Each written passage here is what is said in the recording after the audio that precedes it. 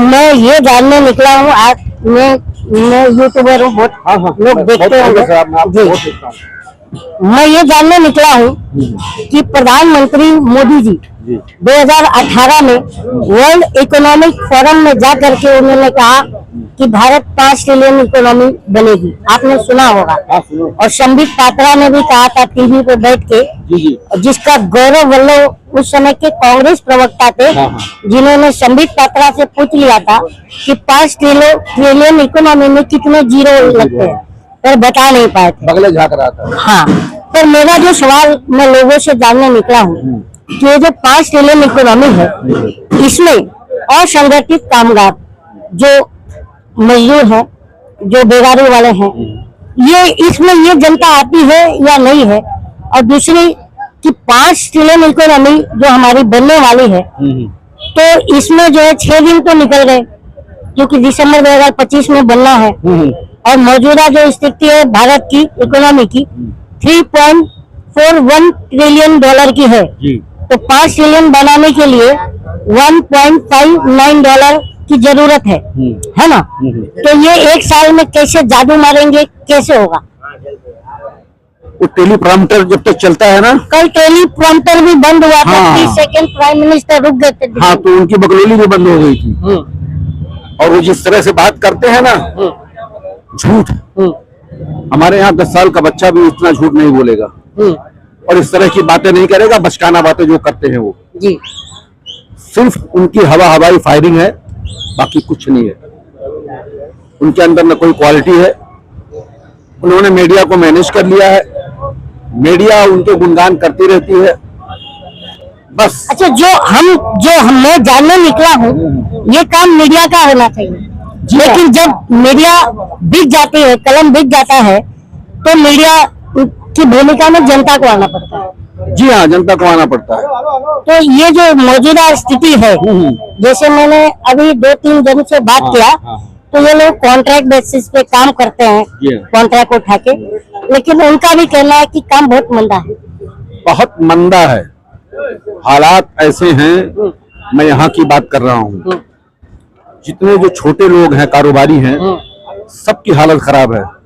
चाहे ये होटल वाले हों, चाहे वो प्लास्टिक स्क्रैप वाले हों, चाहे वो भंगार वाले हों, चाहे वो क्या नाम है स्टील स्क्रैप वाले हों, चाहे वो रेडीमेड कपड़े वाले हों, जितने लोग हैं हमारे यहाँ, सबकी हालत इतनी खराब है कि हर कोई एक दूसरे से पूछ रहा है कि होगा क्या आगे। तो ये आप झूठ बोल रहे हैं, क्योंकि अभी गडकरी जी ने मंच पर आके प्राइम मिनिस्टर के सामने कहा है कि भारत अमृत काल में प्रवेश कर गया है। तो ये अमृत काल का 6वां दिन आज 6 तारीख है।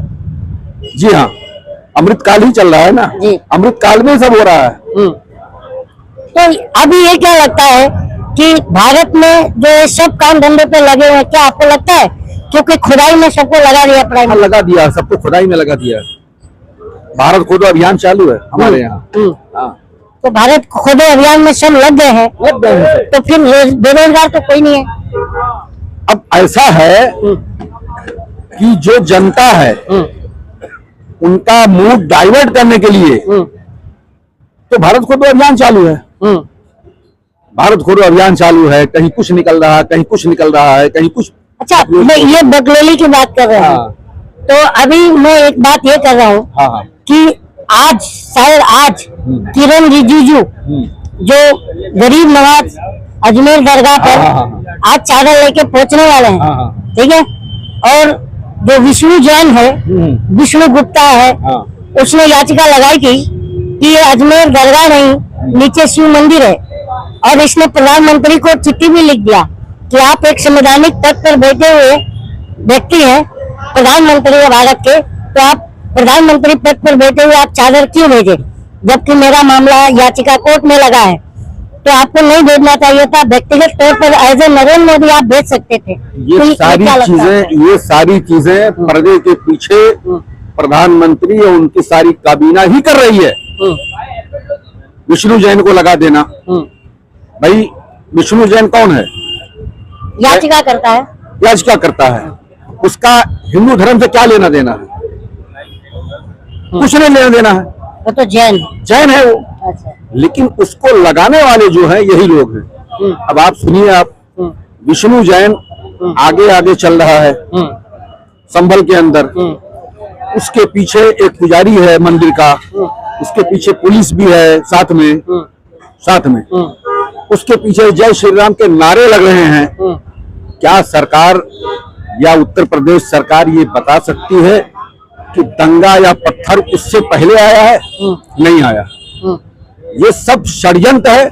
इस तरह से करा करके फिर उसके बाद गोली चलाओ, फिर पूरे देश की जनता को उसमें उलझा दो, कोई पूछने ना पाए कि भाई आपने देश। उत्तर प्रदेश की बात करी। जी हाँ। उत्तर प्रदेश में एक मंत्री है आशीष पटेल। जी हाँ। अनुप्रिया पटेल के पति है जी हाँ। और मंत्री भी हैं। जी हाँ। उन्होंने आरोप लगाया कि मुझे सरकार से जान की खतरा है, और एक विधायक ने भी बोल दिया। क्या लग रहा है? नंद किशोर गुर्जर भी कह रहा है। नंद किशोर गुर्जर। हाँ। तो क्या लगता है कि जब ये सरकार में बैठे मंत्री खतरे में है, हाँ, हाँ। तो आम जनता की क्या स्थिति है? इनकी हालत ऐसी है, जिस दिन इनका भाजपाइयों का जो अंदर बैठे हैं 75% भाजपाई जो इनके हैं, जो इनकी काबीना में हैं, चाहे उत्तर प्रदेश के अंदर हो चाहे सेंट्रल गवर्नमेंट के अंदर हो, जिस दिन मालूम पड़ जाएगा कि ये कमजोर पड़ गए, उस दिन सब उघाड़ मार देंगे और इन्हीं के ऊपर हमला कर देंगे। देखिए, ये मेरा जो कार्यक्रम है, जी हाँ। चाय पे चर्चा, जी हाँ। दिमाग को कर दो हल्का। जी।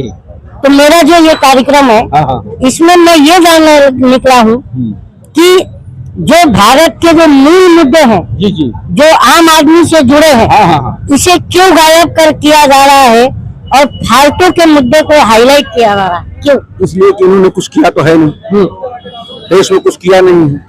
देश की हालत कैसी हो रही है? क्योंकि एक बात और है सर, कि बैंकिंग सेक्टर में टोटल 9,80,000 कर्मचारी थे। जी हाँ।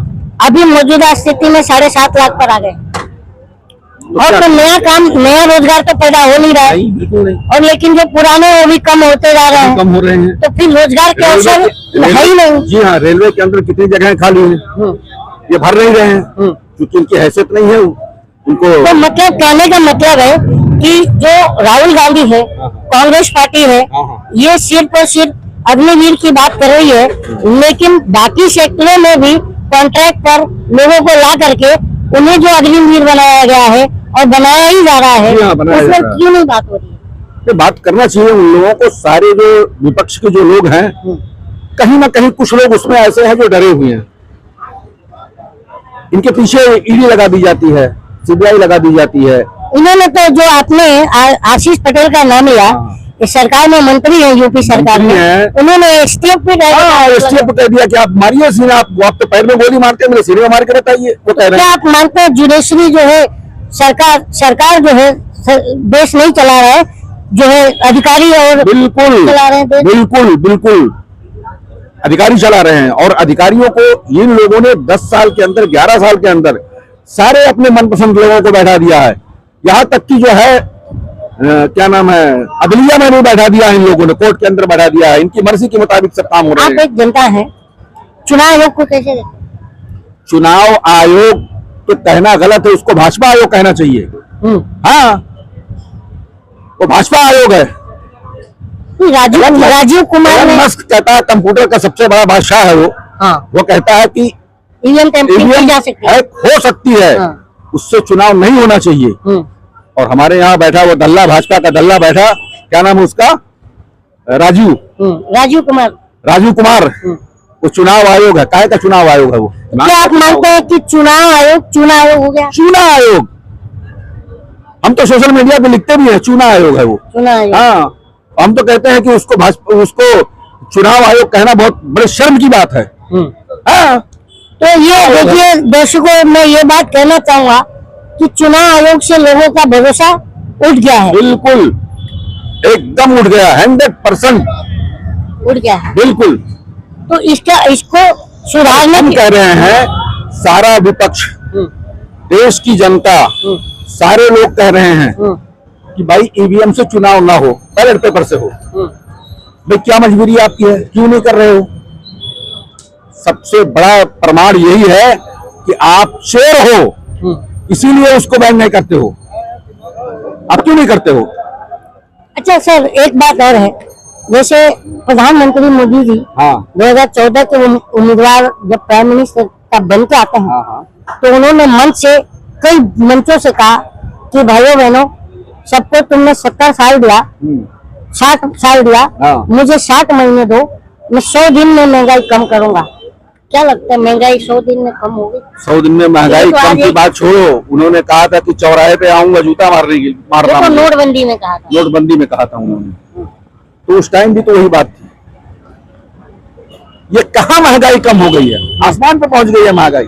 लोग चीख रहे हैं, चिल्ला रहे हैं महंगाई के लिए। कौन सुनवाई, कौन सी सुनवाई?